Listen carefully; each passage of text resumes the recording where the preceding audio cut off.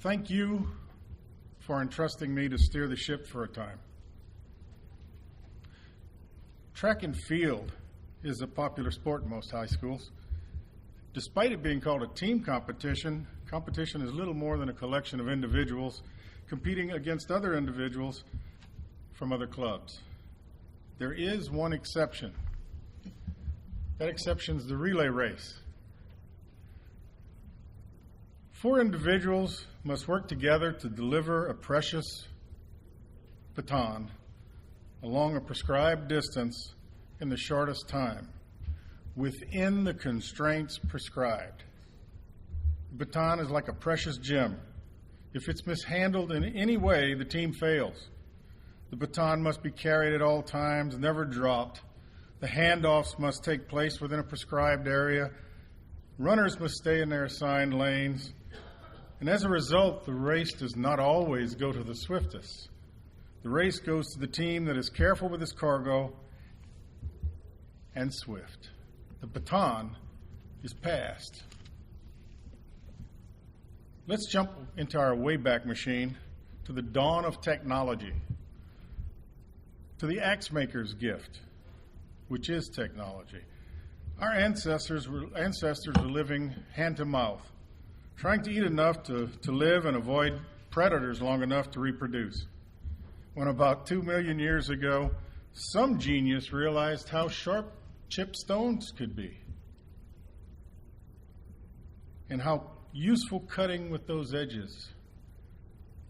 Imagine him showing, teaching, mentoring, demonstrating to an apprentice how to make that tool with nothing more than gestures and grunts.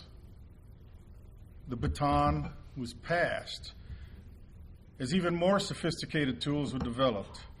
It was passed 600,000 years ago when the discovery of fire allowed softer foods, smaller teeth, more room for a brain, enabling speech, another technology, conferring power in turn to those who could use these tools to do new things. Well, about 13,000 years ago, record keeping began. We discovered calendars scribed on bones. Writing in agriculture developed soon thereafter.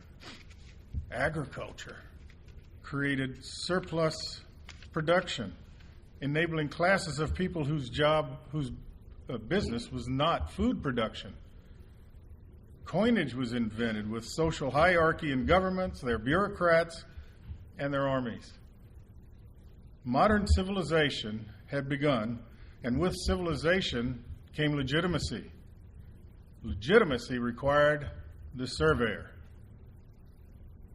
because how can you have the government without someone to say whose belongs to whom? The baton was passed from generation to generation. Some developed astronomy, geometry, algebra, the laws of physics, chemistry, and electronics. Surveying has absorbed every technology to come along.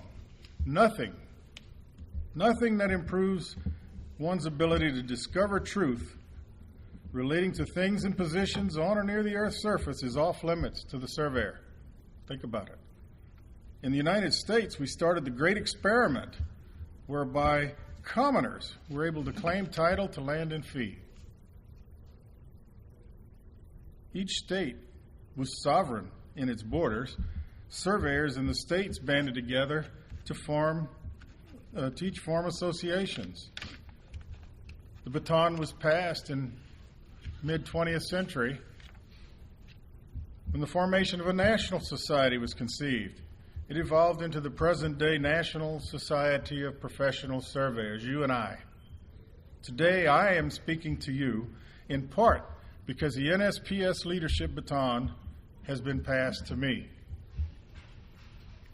I know the task in front of me is not for one man alone.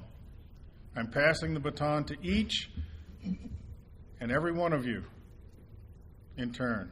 We must carry it together. In fact, imagine how strong we are together and how weak we are individually. One of the accomplishments that we've accomplished under President Warren's leadership, of which I take particular pride, is repopulating our committee chairmanships and in reinvigorating, because that is where the thinking process of our organization takes place.